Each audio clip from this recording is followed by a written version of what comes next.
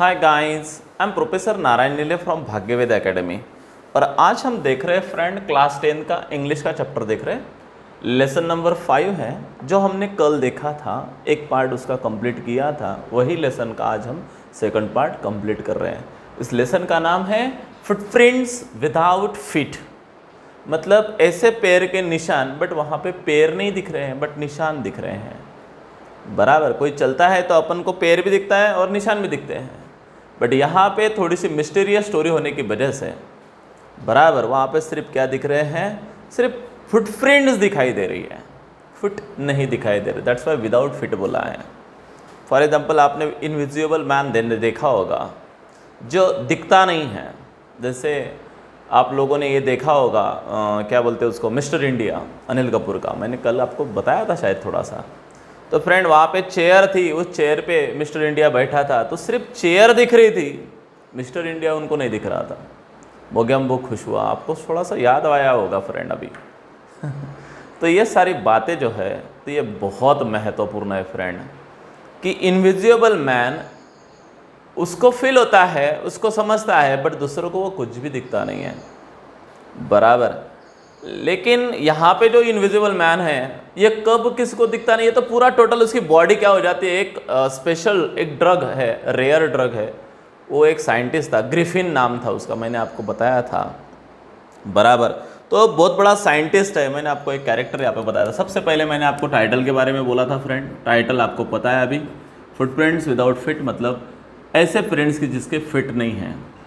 दूसरा मैंने about the author बोला था फ्रेंड, ऑथर के बारे में भी आपको टोटल इन्फॉर्मेशन मैंने दे दी थी। उसके बाद में मैंने कैरेक्टर्स बोला था फ्रेंड, कैरेक्टर्स, थीम्स वगैरह वगैरह। अभी कैरेक्टर्स जो है पहला तो ये है ग्रिफिन, ये मेन कैरेक्टर है वहाँ का। ये एक साइंटिस्ट है। कौन है? Scientist. Was an extra ordinary and brilliant scientist है। कैसा है वो? Extra ordinary, extra ordinary and brilliant scientist. बराबर, एक extra ordinary and brilliant scientist है। He discovered that a human body could become invisible or transparent as a sheet of glass.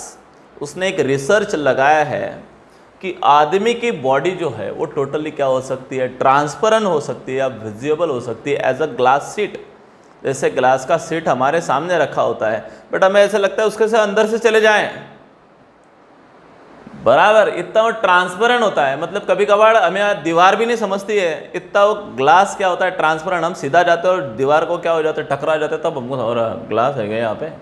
तो उसी प्रकार से फ्रेंड यहाँ पे ये जो ग्रिफिन है, ये इसने ऐसा एक रिसर्च लगाया है कि एक रेयर ड्रग्स उसने फाइंड आउट की है, जो उसने यदि सॉलो किया तो खुद को क्या कर डालता था, इनविजिबल कर डालता था, यानी दिखता नहीं था।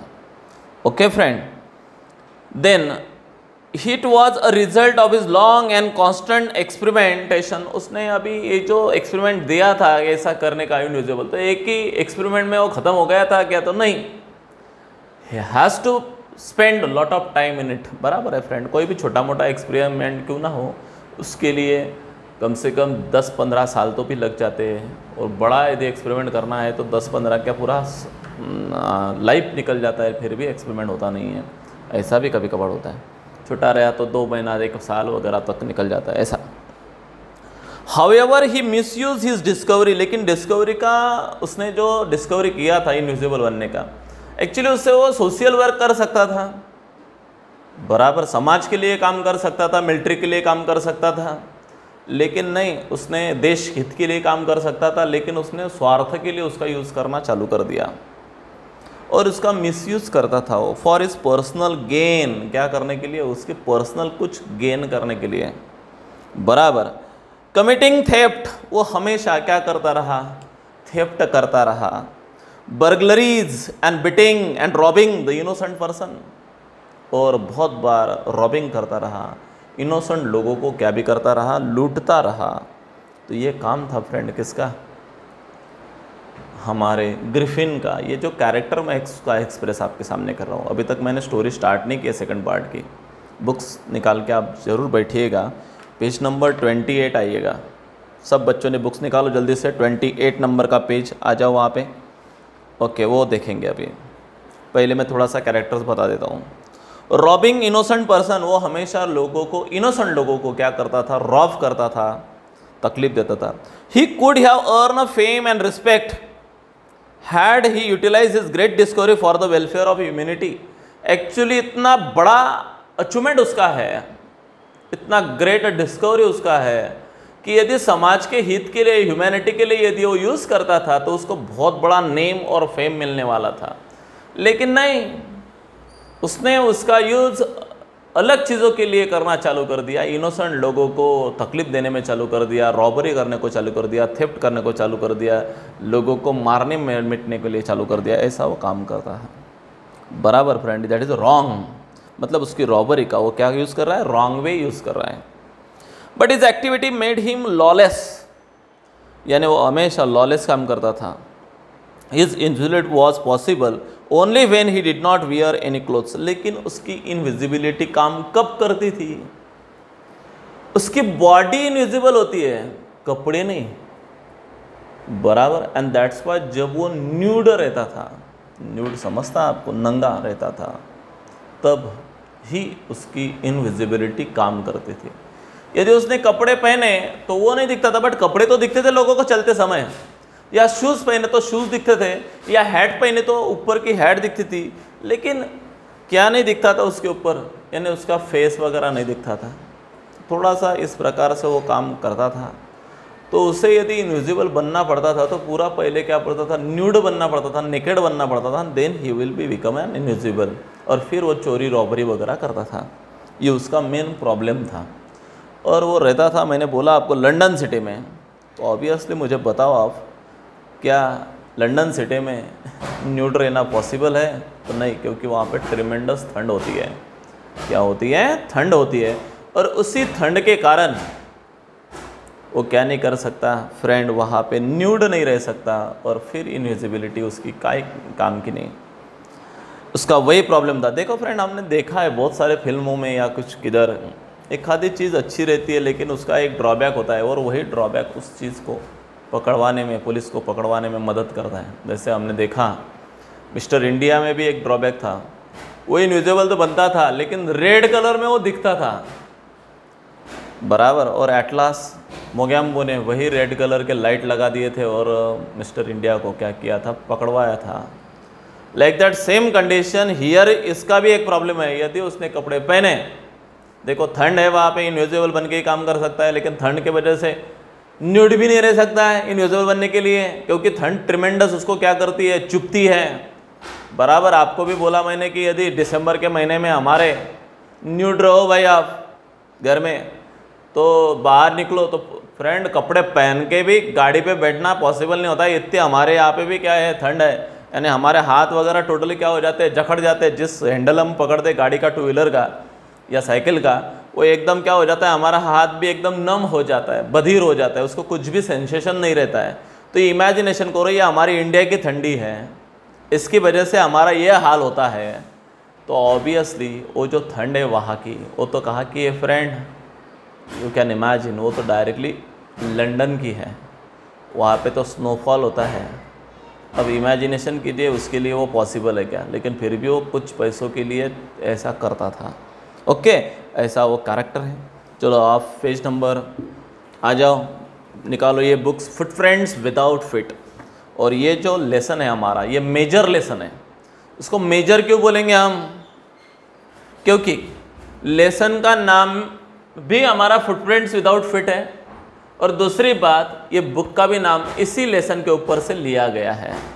समझ में आया? दैट्स वाई ये लेसन बहुत मेजर है फ्रेंड। उसका हमने पार्ट फर्स्ट कल पढ़ा, आज हम उसका देख रहे हैं पार्ट सेकंड। चलो लाइन बाय लाइन लेते हैं। बुक सामने रखना है, डिफिकल्ट वर्ड को अंडरलाइन करना है और उसके सामने उसका ऊपर उसका मीनिंग लिख लेना है। ओके, ये मेथड बिल्कुल भी भूलना नहीं है, pencil low. Eager to get away from the crowded London, he took train to the village of Epping. देखो फ्रेंड, उसने थोड़ा सा, चलो भाई लंदन में ज़्यादा क्राउड होती है, वहाँ पे थोड़ा सा कुछ करते हैं लंदन में जाके। तो इसलिए थोड़ा सा वो वहाँ पे गया। He took a train to the village Iping, वहाँ से लंदन से अभी वो निकला है कहाँ पे, विलेज ऑफ इपिंग, विलेज ऑफ इपिंग, बराबर। तो इस विलेज में वो निकला है, इपिंग में। The train to the village where he book 2 rooms at a local inn, वहाँ पे एक लॉज में, यानी लॉजिंग समझता ना आपको, लॉजिंग बोर्डिंग में, उसने एक इन में, इन बोले तो बहुत बड़ी होटल, इस होटल में लॉज, लॉज भी बोल सकते हैं, इस इन में उसने 2 रूम्स क्या किए थे, 2 रूम्स बुक किए थे। आया वो जैसा वैसा उसने वहाँ पे 2 रूम्स क्या किए, बुक्स किए फ्रेंड, 2 रूम्स बुक किए उसने। फिर क्या हुआ, the arrival of a stranger at an inn the winter was in the case an unusual event for the owner. और इस इन का जो मालिक था, विलेज इपिंग नाम का जो विलेज था, उसमें जो इन थी, मतलब जो लॉज था, उसका जो मालिक था और मालकिन थी, वो दोनों के दोनों बहुत खुश हुए थे। अब क्यों खुश हुए थे, क्योंकि विंटर सीजन में टोटल इनिंग बंद पड़ती है, मतलब कोई भी वहाँ पे टूरिज़्म होता नहीं है, एंड दैट्स वाई इनों में कोई आता नहीं है, मतलब लॉजिंग वगैरह में बहुत स्लैक सीज़न चलता है विंटर सीज़न में, क्योंकि ट्रेमेंडस ठंड के कारण कोई रूम वगैरह लेते ही नहीं है या घर से बाहर नहीं निकलते हैं। और ऐसे सीज़न में हमारे ग्रिफिन ने वहाँ पे 2 रूम लिए हैं उस लॉज की, तो वो बहुत क्या होगी, खुश होगी कि बाप रे, ये अनयूजुअल इवेंट था। What is mean bye unusual event, not a common event. अभी जाता है कोई भी होटल में रूम बुक करता है तो ये कॉमन हो गया, लेकिन कोई नहीं आ रहा है। और ऐसे सीज़न में अभी देखो कोरोना है, कोई नहीं आ रहा है, तो अभी यदि किसी ने रूम बुक करना चाहा तो लॉज वाले तो खुश हो जाएंगे, अरे बाप रे भगवान आ गया, कोई तो भी आ गया आज, बराबर। ऐसा एक अनकॉमन इवेंट है। A stranger of such uncommon appearance set all the tongue waging, और ये थोड़ा सा उसका जो स्ट्रेंजर था, अपीयरेंस था, वो थोड़ा सा अलग था, बराबर। अपनी टंग हमेशा ऐसे ऐसे हिलाता था, बराबर। इस प्रकार से वो वहाँ पे है। Mrs hall the landlord wife, अब इस इन की मालकिन कौन थी, मिसेस हॉल। ये सेकंड कैरेक्टर इंट्रोड्यूस हुआ हमारा, मिसेस हॉल, बराबर। ये जो कैरेक्टर है फ्रेंड हमारा मिसेस हॉल, ये लैंडलॉर्ड की वाइफ थी, मतलब इस इन की मालकिन थी, बराबर। देन क्या हुआ, made a very effort to be a friendly, वो उसके साथ एकदम फ्रेंडली रहते थे। क्यों फ्रेंडली रहते थे, चलो भाई भगवान आया है, अनकॉमन सीजन में हमारी रूम बुक कर रहा है। But Griffin had no desire to talk and told her, my reason for coming up to the Iping is to desire for solitude. I do not wish to be disturbed in my work. Beside, an accident has affected my face. बराबर, देखो कितना खतरनाक है ये।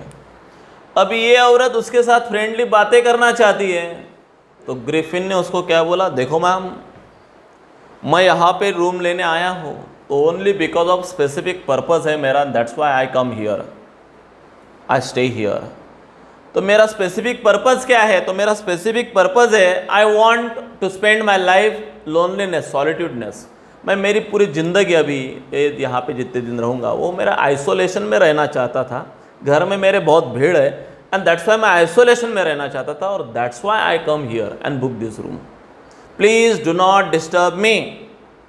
ऐसे full and final warning किसने किसको दे दी, Griffin ने मिसेस हॉल को दे दी, बराबर। वो लैंडलॉर्ड की वाइफ है, मेन बॉस की वाइफ है इस इनवा की, ओके।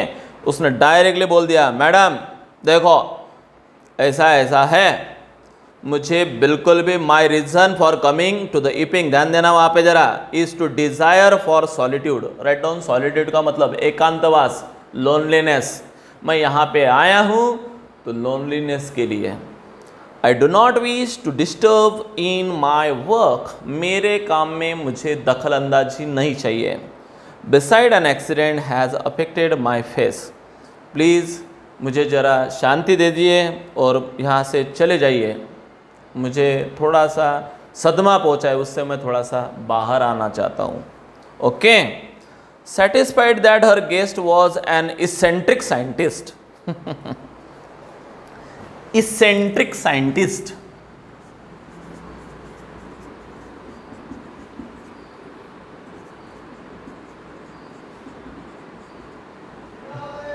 मैंने क्या बोला आपको? ग्रिफिन कैसा साइंटिस्ट है? एक्स्ट्रा ऑर्डिनरी और ब्रिलियंट साइंटिस्ट है। लेकिन मिसेस हॉल क्या बोलती है? उसने ऐसा बोला ना, मैडम मुझे एकांतवाद चाहिए, मुझे डिस्टर्ब नहीं चाहिए, आप यहाँ से चले जाइए, मुझे लोनलीनेस में ज़िंदगी बिताना है। ऐसा जब बोला तो मिसेस हॉल ने एक गेसिंग, एक अजम्पशन लगा लिया। क्या अजम्पशन था? इसेंट्रिक साइंटिस्ट है, बोले मेरा जो गेस्ट है वो इसेंट्रिक साइंटिस्ट है। इसेंट्रिक का मतलब राइट डाउन, इसेंट्रिक का मतलब लिखो फ्रेंड आप, यानी बहुत ही ऐसा चिड़चिड़ा, बराबर, या सनकी, सनकी बोल सकते हैं हम। क्या बोल सकते हैं? सनकी। उसका दूसरा नाम है फ्रिकी, FREAKY, फ्रिकी मतलब सनकी। दो मराठा में कुछ बच्चे होते हैं एंग्री बर्ड बन जाते हैं, और कुछ ऐसे होते हैं जिनको कुछ भी कहा तो हंसते हो का बराबर। यदि किसी बच्चों को मैंने खड़ा किया, क्लास में भी होते हैं ऐसे कुछ बच्चे फ्रिकी या इसेंट्रिक स्टूडेंट, मतलब थोड़ा सा भी कुछ कहा तो 2 मिनट में एंगर, और 2 मिनट में सामने वाले को मारने मिटने के लिए तैयार। लेकिन ये इसेंट्रिक नेचर बिल्कुल भी अच्छा नहीं होता है। आदमी ने थोड़ा सा शांति रखना चाहिए, परखना चाहिए। और कुछ बच्चे ऐसे होते हैं जिस कोई उसका नाम भी लेता है लेकिन वो फिर भी नो को ना, please do not disturb me, the class is going on. इस प्रकार से होते हैं। यानी कुछ बहुत समझदार होते हैं, यानी थोड़ा से भी एसेंट्रिक उनमें होता नहीं है। और ये जो था ये थोड़ा सा इसेंट्रिक साइंटिस्ट है, ऐसा उस मिसेस हॉल को लगा। And in a view the fact that he had to paid her in advance, बराबर। Mrs Hall was prepare to excuse he strange habits. Mrs Hall ने उसको थोड़ा सा एक्सक्यूज कर दिया उसके स्ट्रेंज हैबिट को। क्यों? राइट डाउन, एक्सक्यूज मतलब टू फॉरगिव, मतलब क्या कर देना? माफ कर देना। क्यों? क्योंकि उसने 2 महीनों का क्या दिया था? एडवांस दिया था। समझ में आया फ्रेंड आपको? यानी he had paid her in advance. Mrs Hall was prepared in excuse for his strange habit and irritate temper. वो थोड़ा सा इरिटेट टेम्पर्ड है, मतलब थोड़ा सा इरिटेशन होता है उसको, 2 मिनट में एंग्री बर्ड बन जाता है। इरिटेशन मतलब राइट डाउन पेटुलेंट, क्या भी बोलते हैं अपन उसको? पेटुलेंट। पेटुलेंट मतलब चिड़चिड़ा। तो थोड़ा सा इरिटेबल है, थोड़ा सा सनकी है। फिर भी उसने उसको माफ़ कर दिया, बिकॉज वो चाहती है कि उसने मुझे 2-1 महीने का क्या देना चाहिए? भाड़ा एडवांस में देना चाहिए। दैट्स वाई उसने उसको माफ़ भी कर दिया। ओके भाई, कोई डिस्टर्ब नहीं करेगा, बैठ। But the stolen money did not lost long. लेकिन उसने जो पैसे स्टोलन किए थे, मतलब चोरी किए थे, अपन ने देखा फर्स्ट पार्ट में, उसने एक दुकान क्लोथ शॉप में से क्या लिए थे? पैसे चुराए थे, बराबर। लेकिन वो पैसे भागड़ दौड़ में किधर तो भी क्या हो गए? गुम हो गए, या उसने खर्च कर डाले, बराबर। And presently Griffin had to admit that he had no more ready cash. उसने वो मैम को डायरेक्टली बोल दिया, मैम आप 2 महीने का मुझे एडवांस मांग रही हो, मैं भी देने के लिए तैयार था, लेकिन मेरे पास रेडी अभी कैश नहीं है। ही प्रिटेंडेड, उसने थोड़ा सा एक प्रिटेंड किया। प्रिटेंड करना मतलब बहाना बताना, बराबर। However that he was expecting a cheque to arrive at any moment. लेकिन मेरा एक चेक आने वाला है, एनी मोमेंट आ सकता है वो। एनी मोमेंट मतलब कभी भी आ सकता है। जैसे आया वैसे मैं आपको पैसे दे दूंगा, ऐसा एश्योरेंस ग्रिफिन ने मिसेस हॉल को किया और मिसेस हॉल मान गई। देखो थोड़ा सा आपको ऐसा भी आ सकता है question, describe the character of Mrs hall. तो मिसेस हॉल का कैरेक्टर बताइए। तो मिसेस हॉल का कैरेक्टर आप बता सकते हैं कि वो इतनी अंडरस्टैंडेबल थी, वो लैंडलॉर्ड की वाइफ थी, मैच्योर थी, उसने थोड़ा सा उसको इसेंट्रिक साइंटिस्ट बोला, बराबर। ऐसा भी आप लिख सकते हो मस्त भाई कि ये पूरा पैराग्राफ कि ऐसा ऐसा था वो। देखो फ्रेंड, मिसेस हॉल को बिल्कुल भी ग्रिफिन पसंद नहीं है, फिर भी उसको क्या किया है? उसने एक्सेप्ट किया है। तो क्यों? तो ऐसे सीज़न में उसने उसकी होटल या लॉज बुक किया है कि जिस सीज़न में एक भी कस्टमर वहाँ पे नहीं था। दूसरी बात, वो ऐसा चाहते थे कि चलो भाई मुझे 2 महीने का क्या मिल जाएगा, एडवांस मिल जाएगा, ये भी उसका क्या था, पर्पस था, एंड दैट्स वाई उसने दिया, बराबर। और लेकिन जब उसको समझ में आया कि अरे है ये पैसे भी नहीं दे रहा है, पैसे बोल रहा है कि मेरे पास क्या आएगा, चेक आएगा और उसके बाद मैं दूंगा, फिर भी वो थोड़ी सी नाराज़ हो गई। लेकिन फिर भी चलो आएगा तो सही, बाद में देंगे तो सही मुझे, मतलब अब हमारी रूम्स ऐसी वेस्टर्न तो नहीं गई हैं, ऐसा उसको लग रहा है। और ऊपर से 2 रूम बुक की है, इसलिए वो बहुत क्या हो गई, खुश हो गई। आगे क्या हुआ, shortly afterwards a curious episode occurred, एक एकदम खतरनाक, क्यूरियस मतलब right down very eager, occurred मतलब राइट डाउन हैपेंड, एपिसोड मतलब राइट डाउन इवेंट, एक खतरनाक इवेंट वहाँ पे हुआ। Very early in the morning a clergyman and his wife were awaken by the noise in the study. Clergyman मतलब समझता आपको प्रिस्ट एक आधा, और उसकी वाइफ दोनों के दोनों जल्दी उठ गए, अवेकन हो गए, बाय द अवेकन मतलब अरोज मतलब उठना, bye the noise of the study, study के आवाज़ से वो दोनों क्या हो गए, उठ गए। क्रीपिंग डाउनवर्ड्स, वो थोड़े से नीचे आए, they heard the chink of money, chink of money मतलब right down the sound of money being taken from the clergyman's desk, कोई तो भी उस क्लर्जीमैन के डेस्क में से क्या निकाल रहा था, पैसे निकाल रहा था। लेकिन डेस्क ओपन होते हुए दिख रहा था, पैसे उठाए जा रहे थे, लेकिन कोई नहीं दिख रहा था। दैट्स वाई वो दोनों के दोनों बहुत ज़ोर से क्या हुए, चिल्लाए थे। ऑब्वियसली आपको समझ में आया होगा, उनका नेबर है वो क्लर्जीमैन और उसकी वाइफ। अब आपको एक बात क्लियर हुई होंगी कि ये काम कौन कर रहा होगा, ऑब्वियसली ग्रिफिन कर रहा होगा। और कैसे कर रहा होगा ये भी मैं आपको बता दूं, इनविजिबल करके कर रहा था, बराबर। तो एक बहुत बड़ा वहाँ पे इवेंट हुआ है सेकंड ही दिन, जैसे वो आया उस दिन नहीं, लेकिन दूसरे दिन मॉर्निंग में ये भी इवेंट हुआ, क्योंकि उसके पास क्या नहीं थे, पैसे नहीं थे खाने के लिए, रहने के लिए, बराबर। तो ऑब्वियसली उसने चुरा लिए। Without making any noise with the poker and grasped and firmly in his hand and the clergyman flung open the door। और जैसे उसने वो पैसे चुराते हुए देखा, कोई तो भी आ गया, राइट डाउन पॉकर मतलब राइट डाउन एक ऐसा क्या गन बोलेंगे, ग्रास्प्ड मतलब हाथ में ऐसा घट पकड़ के, फॉर्मली मतलब स्ट्रांगली पकड़ के, इन हिज हैंड, और डायरेक्टली वो क्लर्जीमैन डायरेक्ट बोला, फ्लंग ओपन द डोर, दरवाजा उसने खोला, जैसा आवाज़ आया उससे कि कोई तो भी मेरे घर से ड्रॉवर से क्या निकाल रहा है, पैसे निकाल रहा है, वैसे उसने खोला और डायरेक्ट बोला, सरेंडर, जल्दी से आत्मसमर्पण कर दो, नहीं तो मैं मार डालूंगा गोली, कौन है, निकलो बाहर। Then to his amazement he realize that the room appear to be empty. लेकिन जैसे उसने खोला, साला ड्रॉवर का आवाज आ रहा है, पैसे लेके जा रहा है, लेकिन जब उसने बोला कोई है क्या रूम में, चलो सरेंडर करो, जैसा दरवाजा खोला उसने, एकदम गन वगैरह थी उसके हाथ में, पॉकर था, फिर भी कोई भी उसको क्या नहीं कहा, कोई भी दिखा नहीं, द रूम वॉज एम्प्टी। तो वो भी शॉक्ड हो गया, ऐसे कैसे हो सकता है यार, मेरे रूम में से ड्रॉवर खोला जाता है, पैसे लेके जाने का मुझे आवाज़ आता है, मैं सब देख रहा हूँ कि पैसे ले जा रहे हैं, लेकिन रूम में कोई अवेलेबल नहीं। ये देख के वो बहुत क्या हो गया, अमेजमेंट हो गया, राइट डाउन अमेजमेंट मतलब वंडर। पेज नंबर 29 पे फर्स्ट लाइन चालू है अपनी। हाँ, ही रियलाइज, उसको फेल्ट हुआ कि that the room appear to be empty, room तो टोटल क्या थी, एम्प्टी थी। He and his wife looked under the desk, उन्होंने वो डेस्क के नीचे देखा कि इधर छुपा है क्या, नहीं यार किधर भी नहीं है। बिहाइंड द कर्टन देखा, इवन ऑफ द चिमनी, जो चिमनी से बाहर आता है वहां से देखा, बट कोई नहीं था। There wasn't a sign of anybody, किसी की भी क्या नहीं थी, साइन नहीं थी। Yet the desk had been open, desk क्या था, ओपन था। And the housekeeping money was missing, और जितने पैसे उसने हाउस कीपिंग के लिए रखे थे, मतलब घरेलू काम के लिए रखे थे, अपन भी रखते हैं हाउस कीपिंग मनी अपने घर में। देखो हमारे पापा का पेमेंट होता है, बराबर, कुछ भी हो, 1 लाख हो, 60,000 हो, कुछ भी हो, लेकिन उसमें से पापा 10-15 हज़ार या 20,000 घर में क्या करते हैं, अपने यहाँ पे रख देते हैं, उसको बोलते हैं हाउस कीपिंग मनी, बराबर। या कभी भी हमारे हर एक के घरों में शायद नियर अबाउट 50,000 1 लाख तक की अमाउंट हमारे हर एक के घर में क्या होती है, पड़ी रहती है। क्यों पड़ी रहती है, तो उसका मेन रीज़न है कि कुछ भी हो जाए तो मिनिमम हम क्या करते हैं, उसको निकाल के लेके आते हैं।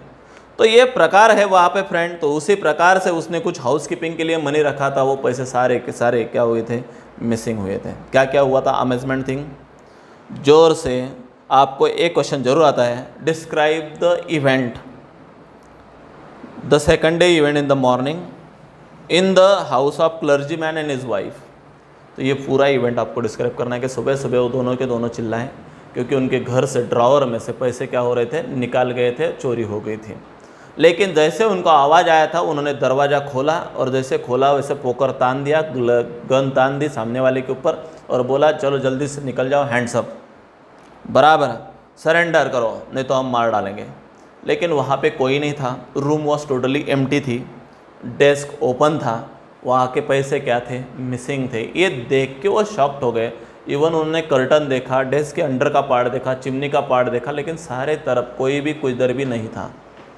ये देख के कि पैसे कैसे गायब हुए, ये कोई आया नहीं, कोई गया नहीं, then how the money is missing. तो ये बहुत बड़ा क्वेश्चंस उनके मन में रह गया है। तो ये बिकॉज ऑफ इनविजिबल की वजह से हुआ था friend.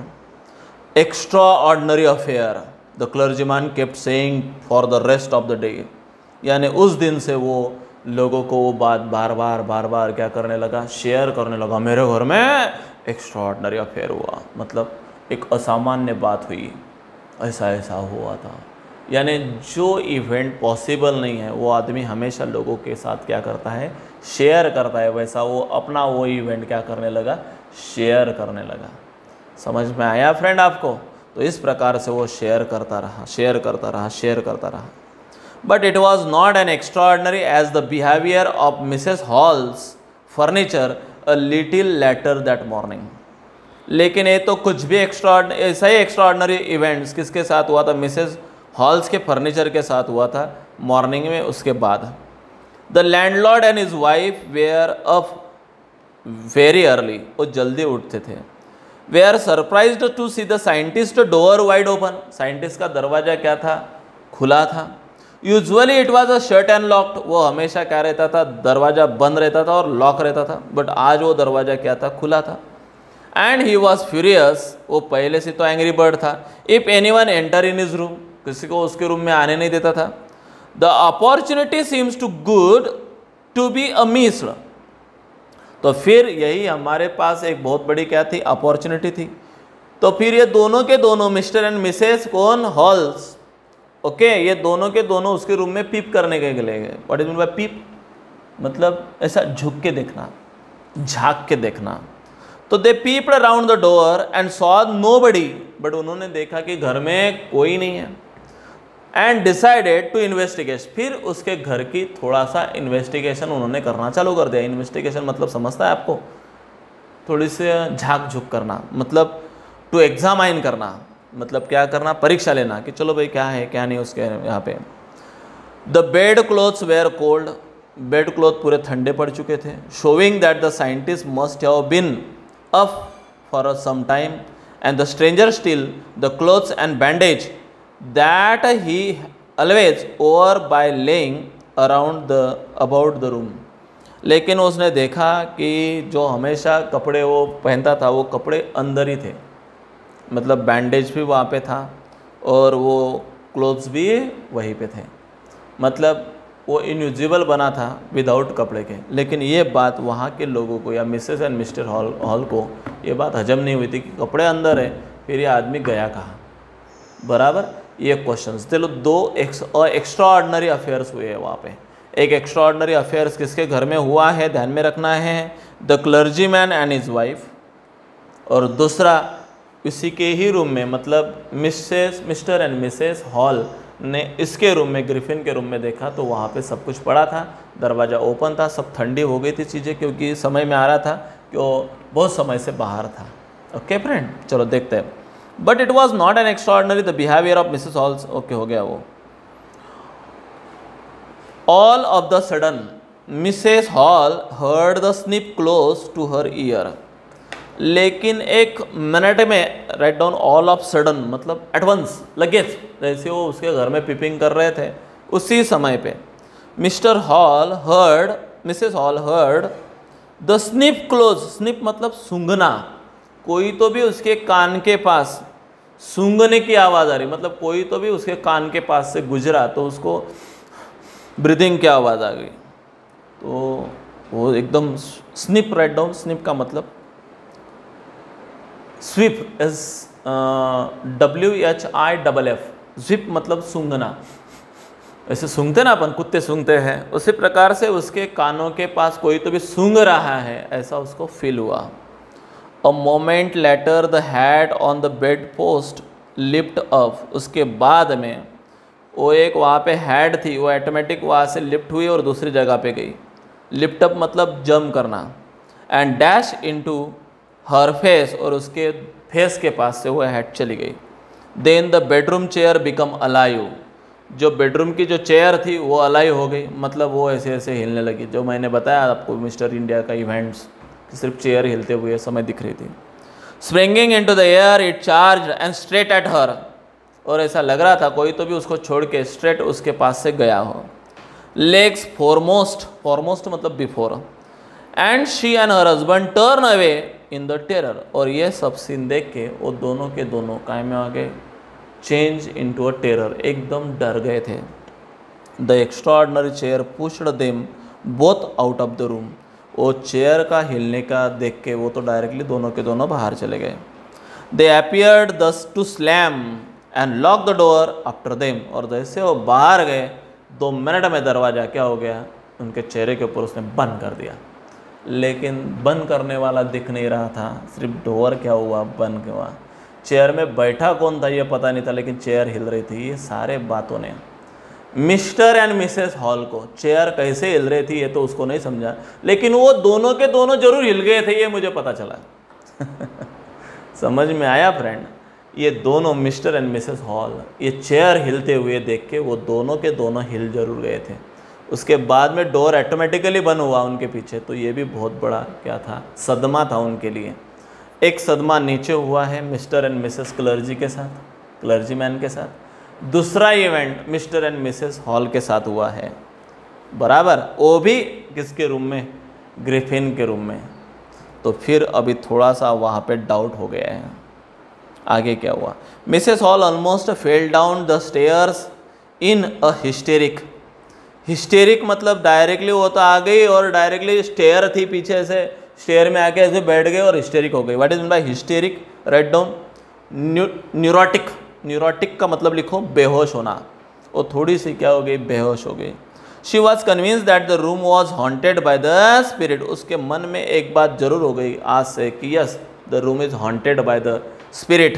What is mean by haunted by, मतलब किसी भूत बीत का साया उस रूम में है, ऐसा उसको बिल्कुल श्योरिटी हो गई।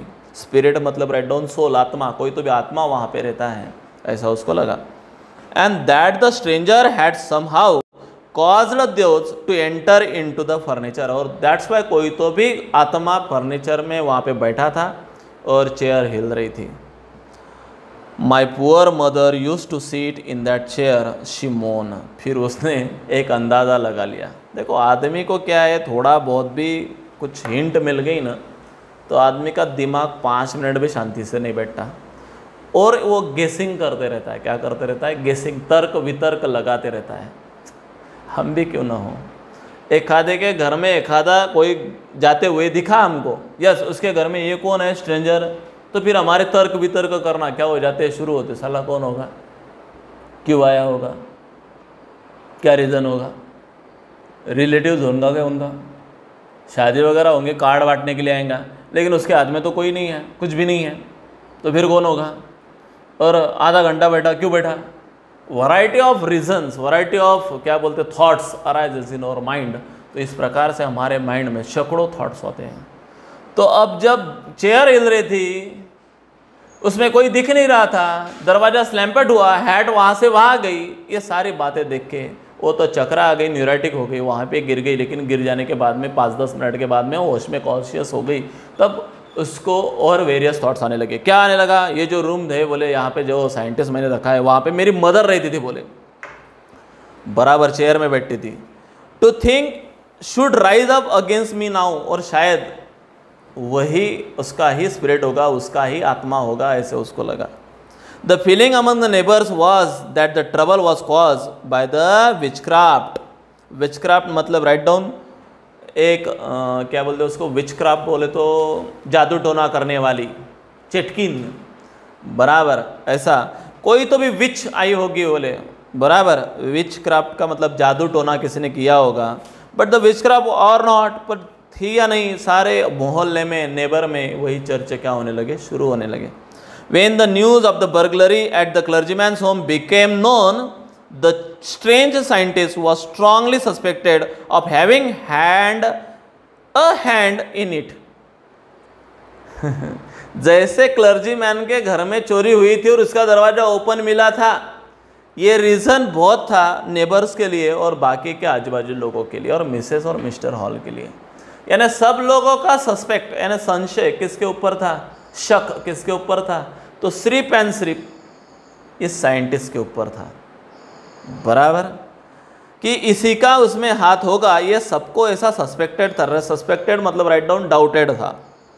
Suspicion grew even stronger when he suddenly produce some ready cash, और उसके बाद में संशय थोड़ा सा रियलिटी में कन्वर्ट हुआ था। कब? क्योंकि उसके हाथ में रेडी कैश थी और उसने उसका भाड़ा दे दिया था, ये लो मैम आपका 2 महीने का भाड़ा एंड एडवांस।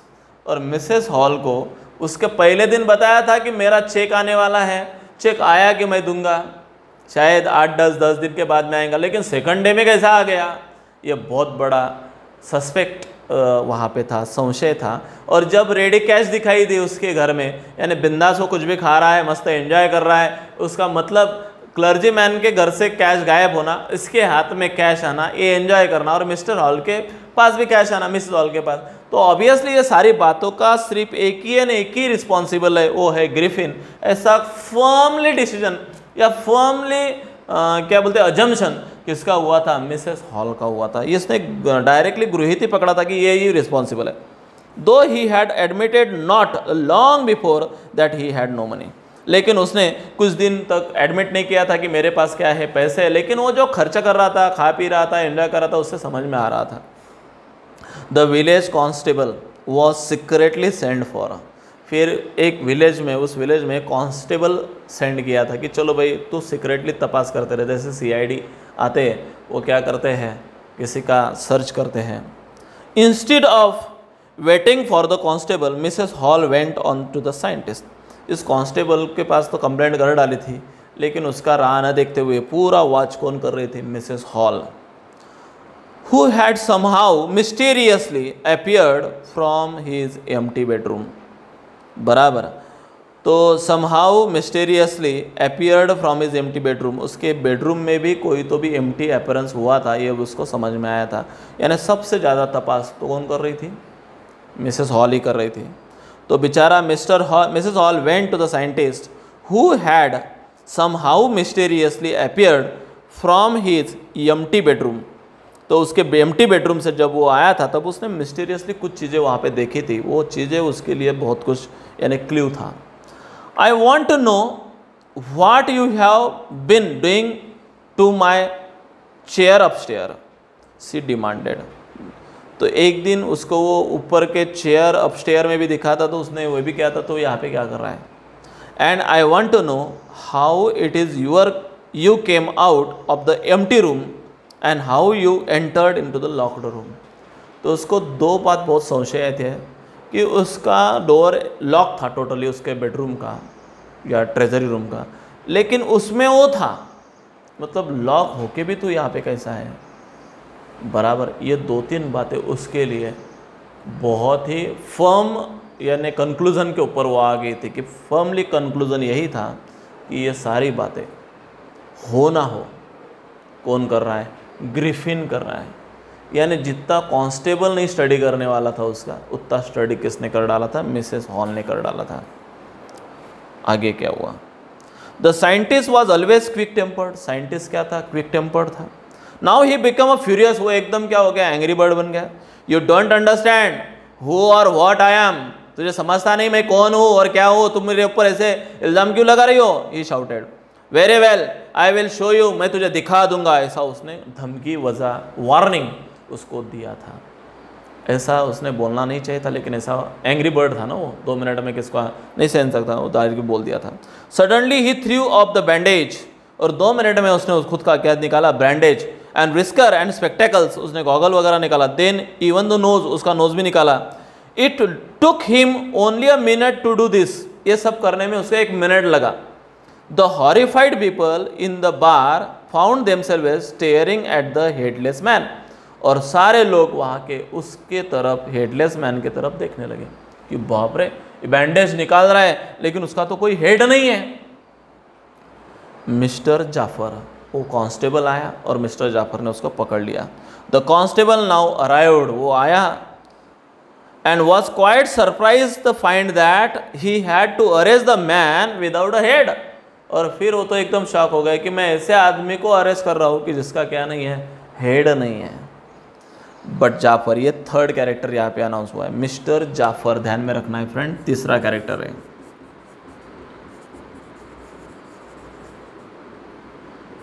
ये हेड कांस्टेबल है उस गांव का, ध्यान में रखना है, ये 3रा कैरेक्टर है। हाँ, 3 कैरेक्टर इस स्टोरी में, ये 3रा कैरेक्टर, उसने उसको अरेस्ट तो किया, लेकिन वो क्या था, हेडलेस मैन था, मतलब उसका हेड वहाँ पे नहीं था।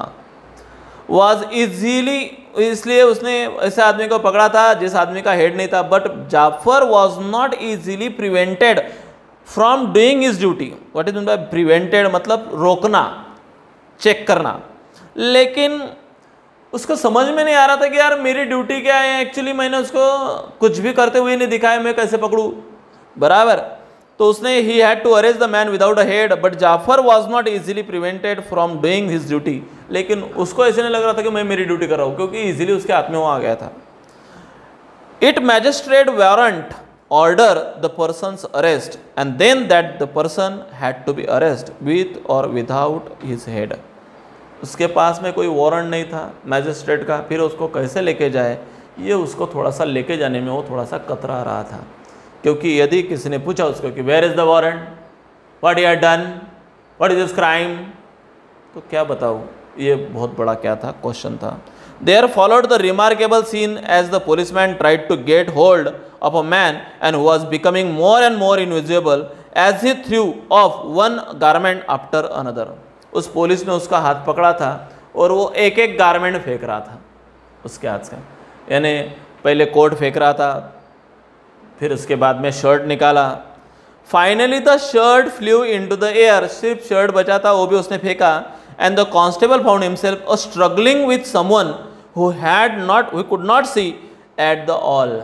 मतलब बाद में कांस्टेबल को ऐसा समझा कि सिर्फ मैंने किसी का हाथ पकड़ा है, सिर्फ महसूस हो रहा था, और कोई तो भी मेरे से छुटने का ट्राई कर रहा था, लेकिन दिख नहीं रहा था। जैसे जैसे उसने कपड़े फेंके तब समझ में आया था कि वो इनविजिबल था, बराबर। तो सिर्फ एंड सिर्फ कोई तो भी मुझसे स्ट्रगल कर रहा है, लेकिन उसको महसूस हो रहा था कि मैंने किसको पकड़ा है, और कोई तो भी मेरे से ट्राई कर रहा था छूटने का, स्ट्रगल कर रहा था, ये उसको समझ में आ रहा है, लेकिन दिख नहीं रहा है। Some people tried to help him, कुछ लोग भी पुलिस को क्या कर रहे थे, हेल्प कर रहे थे, but found themselves hit by blows. बट जब वो उसको पकड़ने के आते आते हैं, उसके कानपट्टी में बैठी थी, थोड़ा बराबर, साला कौन मार रहा है यार, ये बहुत बड़ा क्वेश्चन था। फुल ब्लोज मतलब राइट डाउन फिस्ट, मतलब फटाफट बैठना उधर, and seems to come from nowhere, मतलब बैठ तो रही थी, पढ़ तो रही थी, लेकिन किधर से पढ़ रही थी, कौन दे रहा था, ये पता नहीं था।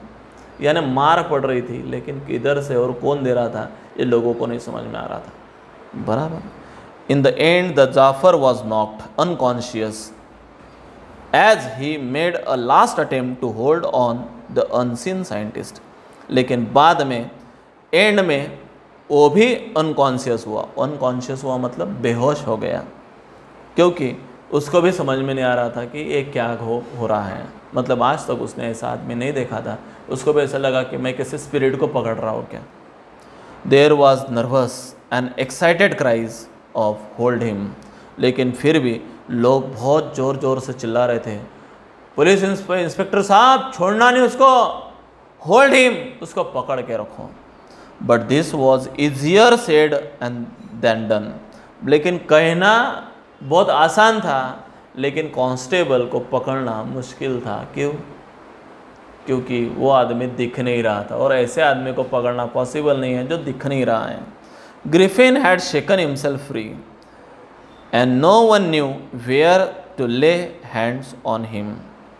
Griffin had shaken himself free, यानी वो खुद को फ्री करने के लिए ट्रिमेंडस हिल रहा था। No one knew where to lay hands on him, लेकिन किसी को समझ में नहीं आ रहा था उसको कहाँ से पकड़ा जाए, कौन सी चीज़ उसको, हाथ उसका कहाँ पे है कि जो पकड़ा जाए, उसकी मुंडी कहाँ पे है कि जो पकड़ी जाए। ये बातें लोगों को समझ में नहीं आ रही थी, बराबर। लेकिन पकड़ा तो ज़रूर गया था, लेकिन वो ही लोगों को मार रहा था, लेकिन लोगों को समझ में नहीं आ रहा था कि कौन मार रहा है, किधर से मार रहा है। समझ में आया फ्रेंड?